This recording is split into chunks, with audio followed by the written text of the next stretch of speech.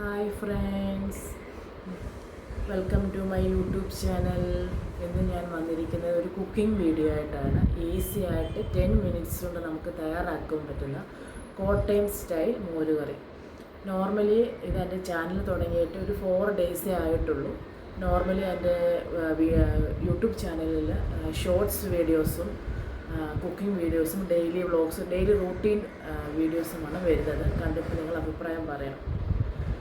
ഒരു 10 മിനിറ്റ്സ് കൊണ്ട് നമുക്ക് തയ്യാറാക്കാൻ പറ്റുന്ന ഒരു കോട്ടയം സ്റ്റൈൽ മോരുകറിയാണ്. നിങ്ങളിത് കണ്ടു നോക്കുക കേട്ടോ. നമുക്ക് മോരുകറി ഉണ്ടാക്കാൻ തുടങ്ങിയാലോ. ഫസ്റ്റായിട്ട് വേണ്ടത് തൈരാണ്. 1 കപ്പ് തൈരിന് 2 ഗ്ലാസ് വെള്ളം എടുത്ത് നല്ലപോലെ മിക്സ് ചെയ്ത് വെച്ചേക്കുന്ന തൈര്. പിന്നെ വേണ്ടത് 3 വറ്റൽമുളക്, മീഡിയം സൈസ് ഇഞ്ചി, 3 പച്ചമുളക്, പിന്നെ 2-3 തണ്ട് കറിവേപ്പില, 7-8 അല്ലി വെളുത്തുള്ളി, ഒരു മീഡിയം സൈസ് ഉള്ളി, ഒരു ചെറിയൊരു ഉള്ളി മാത്രം മതി നമുക്ക്.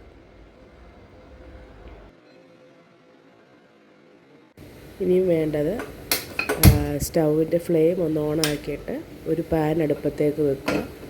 പാൻ ഒന്ന് ചൂടാവുന്നിടം വരെ നമുക്കൊന്ന് വെയിറ്റ് ചെയ്യാം. എന്നിട്ട് നമുക്ക് കോക്കനട്ട് ഓയിൽ ഒഴിച്ചു കൊടുക്കാം. വെളിച്ചെണ്ണയാണ് മോരുകറിക്ക് നല്ലത്. എണ്ണ ചൂടാവുന്നിടം വരെ ഒന്ന് വെയിറ്റ് ചെയ്യാം നമുക്ക്. എണ്ണ ചൂടായിട്ടുണ്ട്. നമുക്കിനിയും 1 ടീസ്പൂൺ കടുക് ഇട്ട് കൊടുക്കാം. 1 ടീസ്പൂൺ കേട്ടോ. 1 ടീസ്പൂൺ കടുക് വെളിച്ചെണ്ണയായിട്ട് ഇട്ട് കൊടുക്കുക. 1 ടീസ്പൂണ്. അതൊന്ന് പൊട്ടി വരുമ്പോഴത്തേക്ക് നമുക്ക് നെക്സ്റ്റ് വേണ്ടത് ഉലുവയാണ്. 1/4 ടീസ്പൂൺ ഉലുവ. ഒരു ബ്രൗൺ ഷെയ്ഡ് ആവുന്നിടം വരെ 1/4 ടീസ്പൂൺ ബ്രൗൺ ഷെയ്ഡ് ആവുന്നിടം വരെ ഒന്ന് ഇളക്കി കൊടുത്തുകൊണ്ടേ ഇരിക്കുക. നെക്സ്റ്റ് വേണ്ടത് ഇഞ്ചി വെളുത്തുള്ളി പേസ്റ്റ്. അത് കൊത്തി അരിഞ്ഞതാണ്. 1-1.5 ടീസ്പൂൺ ഇഞ്ചി വെളുത്തുള്ളി പേസ്റ്റ്. അത് മുഴുവനായിട്ട് ഇട്ട് കൊടുക്കുന്നുണ്ട്. അതും ലൈറ്റ് ബ്രൗൺ ഷെയ്ഡ് ആവുന്നിടം വരെ നമുക്കിങ്ങനെ ഇളക്കി കൊടുത്തുകൊണ്ടിരിക്കുക.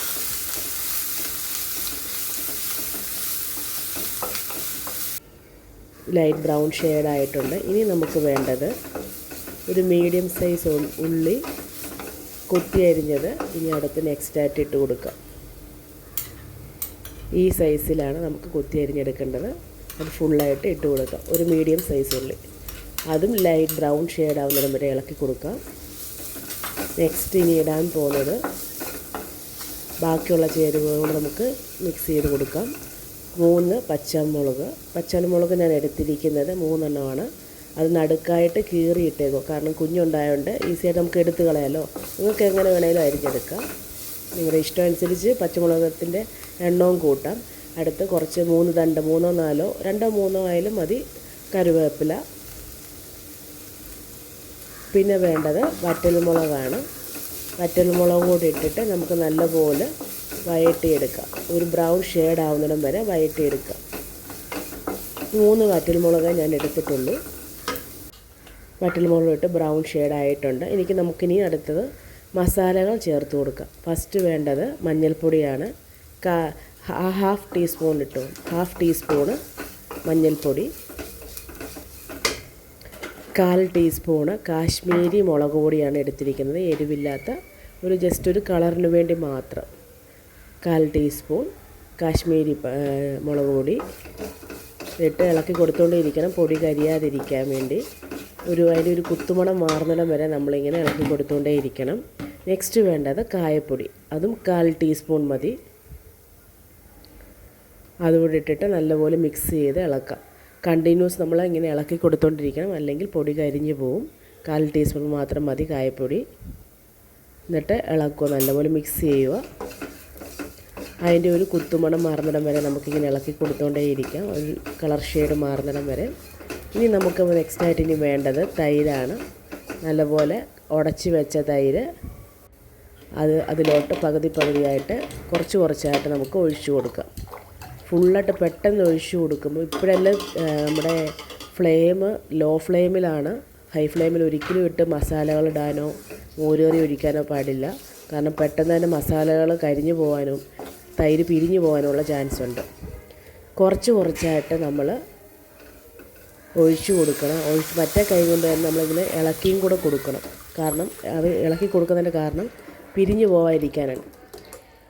ഇളക്കി കൊടുത്ത് കുറച്ചൊരു 3-4-5 മിനിറ്റ്സ് ഇങ്ങനെ ഇളക്കി കൊടുത്തുകൊണ്ടേ ഇരിക്കണം.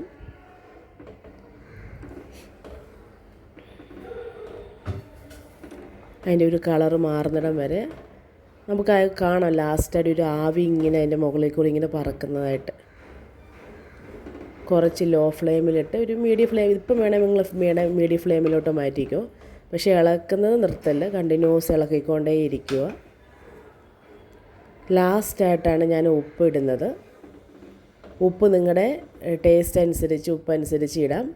1-1.5 ടീസ്പൂണോളം ഞാൻ ഉപ്പ് ഇട്ട് കൊടുക്കുന്നുണ്ട്. നിങ്ങളെടുക്കുന്ന തൈരിനനുസരിച്ച് നിങ്ങൾക്ക് ഉപ്പിൻ്റെ അളവ് മാറ്റി കൊടുക്കാം.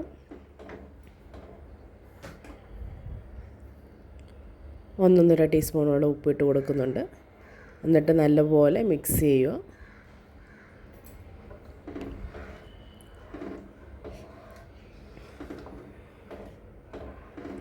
നമ്മുടെ ഈസി ആയിട്ട് 10 മിനിറ്റ്സ് കൊണ്ട് തയ്യാറാക്കാൻ പറ്റുന്ന മോരുകറി ഇപ്പോൾ റെഡി ആയിട്ടുണ്ട്. നിങ്ങൾക്കെല്ലാവർക്കും ഇഷ്ടപ്പെട്ടെന്ന് വിചാരിക്കുന്നുണ്ട്. ഇത് നിങ്ങൾ വീട്ടിലെല്ലാവരും ഇത് ഉണ്ടാക്കി നോക്കണം. ഉണ്ടാക്കി നോക്കിയിട്ട് ഉണ്ടാക്കുന്നത് തന്നെ ആയിരിക്കും.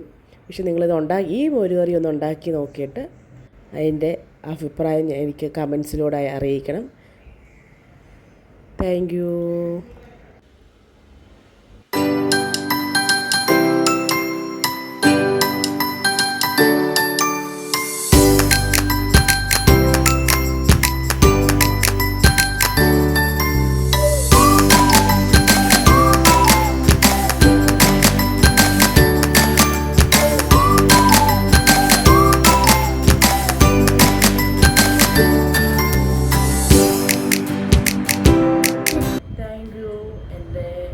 കുക്കിംഗ് വീഡിയോ കണ്ടെന്ന് ഞാൻ വിശ്വസിക്കുന്നു.